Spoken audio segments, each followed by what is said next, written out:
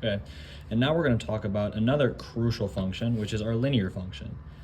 And this is extremely important in mathematics, and it takes the form f of x equals mx plus b. Ignore this guy for now.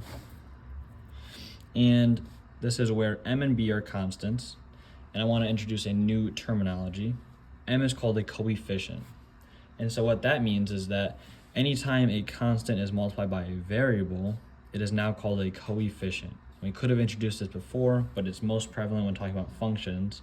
So from now on, if something's multiplied by x or a variable of any kind, it is the coefficient of that variable. So m is the coefficient of x. B is not a coefficient. It does not have a variable attached to it or multiplied by it, so it's just a constant still.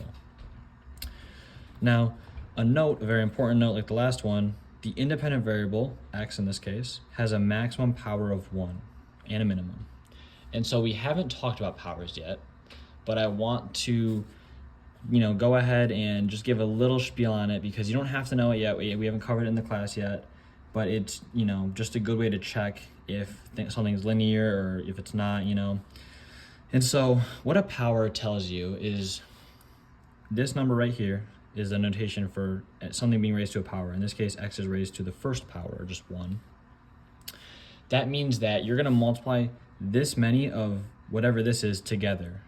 And so x being raised to the first power does nothing, essentially, because it's saying we're going to multiply 1x together with nothing else. So it's just x. There's nothing else we multiply by it, so it's just x. Where if you had, x squared, that's telling you to multiply x times x. And so now, that means something.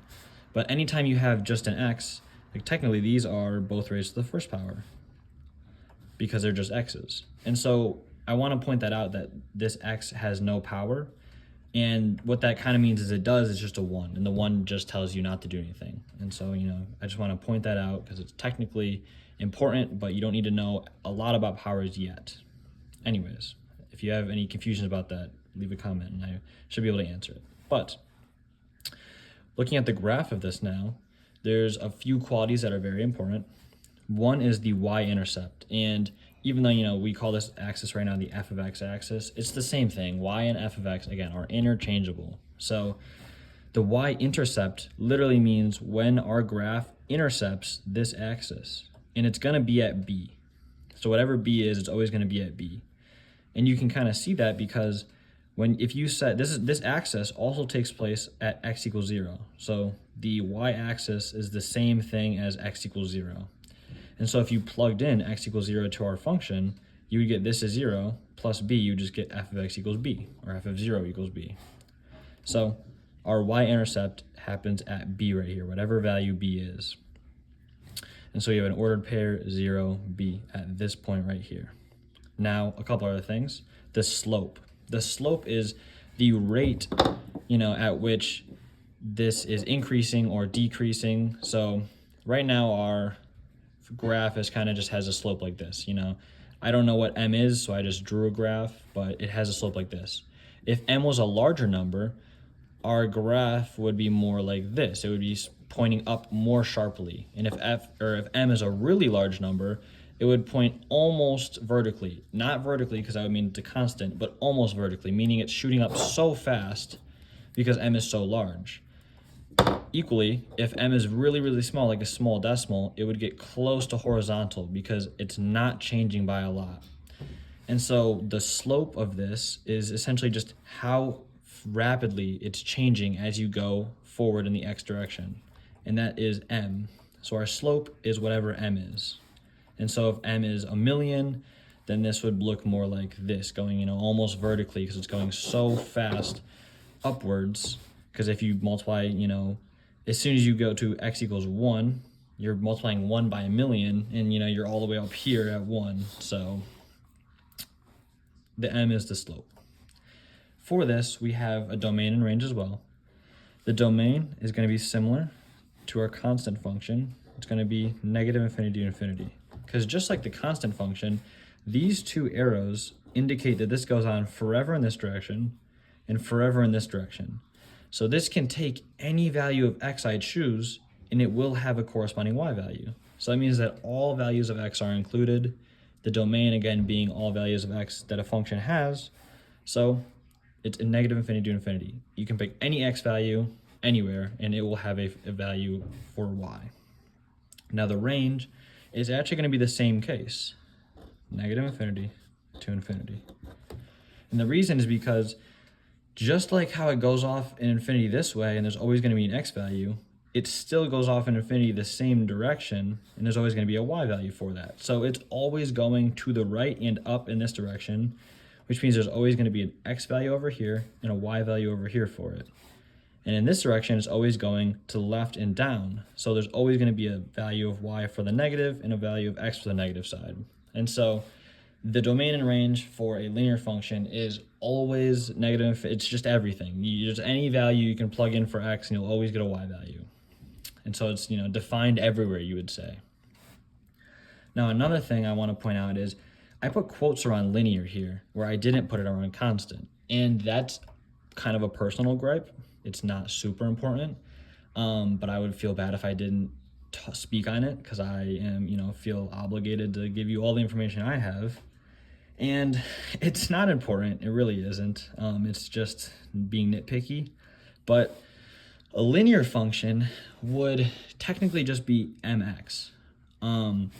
As you can see, this right here, even though this is what your book gives you, and because this is a kind of an intro algebra class, it's not super important to be very technical, but this is a sum of functions. This is a linear function plus a constant function, because this is a constant function.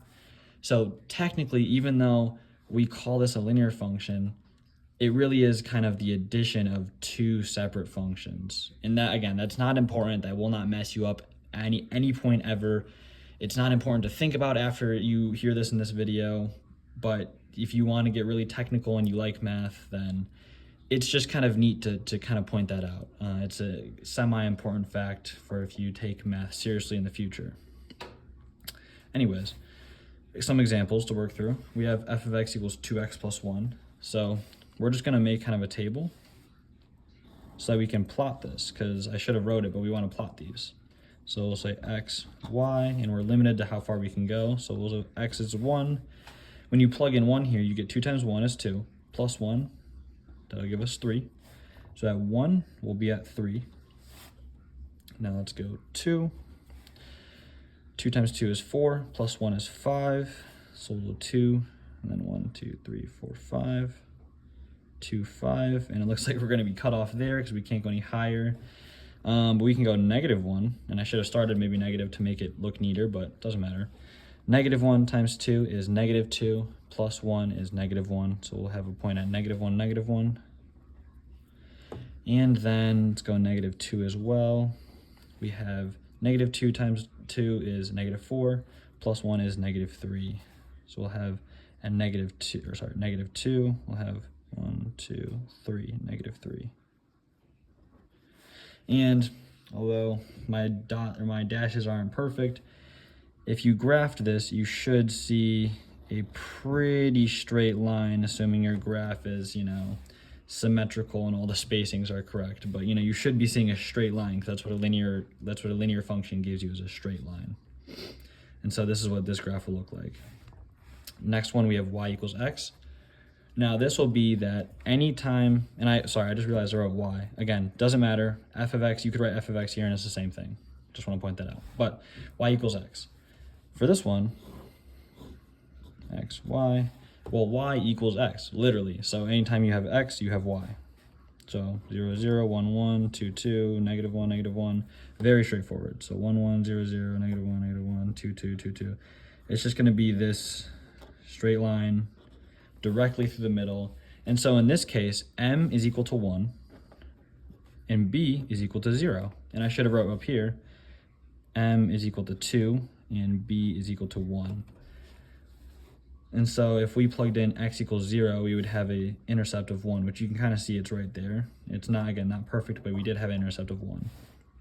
And when x was equal 0, y is equal 0, so we had an intercept of b, which is again 0.